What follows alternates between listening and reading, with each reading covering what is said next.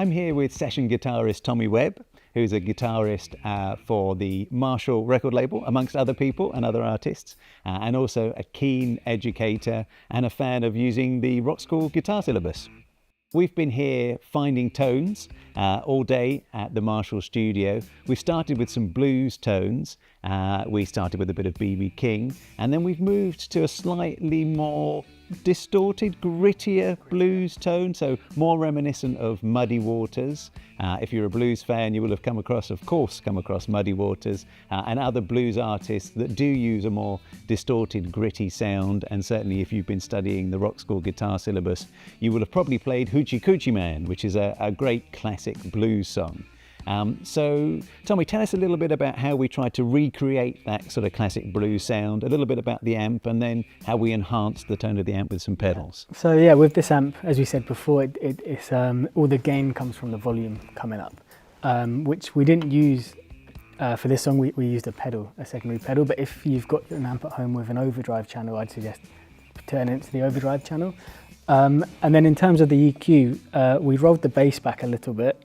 The mid stayed just past 12, and then the treble came up to about 12 or 1 o'clock, just to give it that harshness, but not too much that it gets too tinny. Yeah.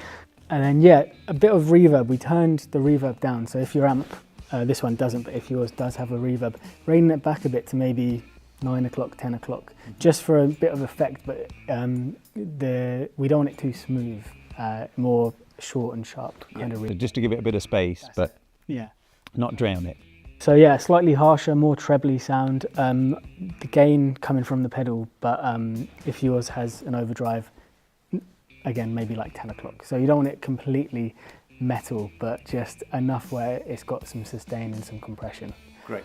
So tell us about the guitar that we used to create that sound. There's many guitars we could have used, but we went again with the Les Paul. Yeah, so I think with this style, everyone uses something different. There's no one guitar. Yeah. So it's your preferences, what you feel like that day. It's not really, this is what you have to use.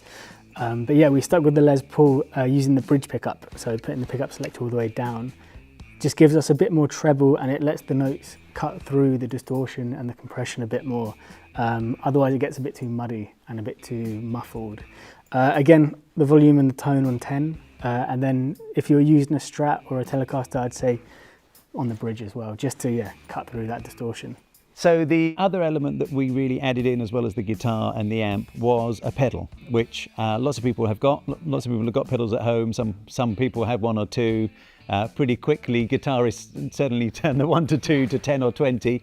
We tend to collect pedals, but they're a great way to change your sound. So what did we do with the pedal to just get us closer to that Muddy Waters sound? So the amp was relatively clean, but we used the pedal to add some grit and some compression. And with it, we had the gain here, not too high, just around 12, just a little bit past, and rolling back the volume to match it of the amp as it was before. So you're not really trying to push it too much, it's just a little bit of colour and a bit more compression, which for this amp we could only get if we turned it up. Yeah. So for home use, these are great to get that sound, more distorted but without annoying the neighbours kind of thing. Yeah. Tommy made a really good point about matching the volume of your pedal.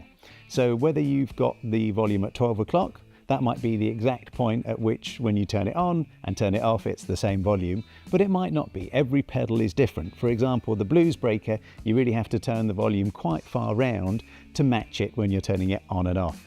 Your particular distortion pedal at home might be very different. It might be below 12 o'clock, it might be 9 o'clock that the volume is matched. So try, experiment, find the right place to adjust that volume control. Turn it on, turn it off. Once you've matched the volume, then you can use the gain to really dial in that classic blues sound. A little bit of light distortion, some grit to give you that Muddy Waters sound.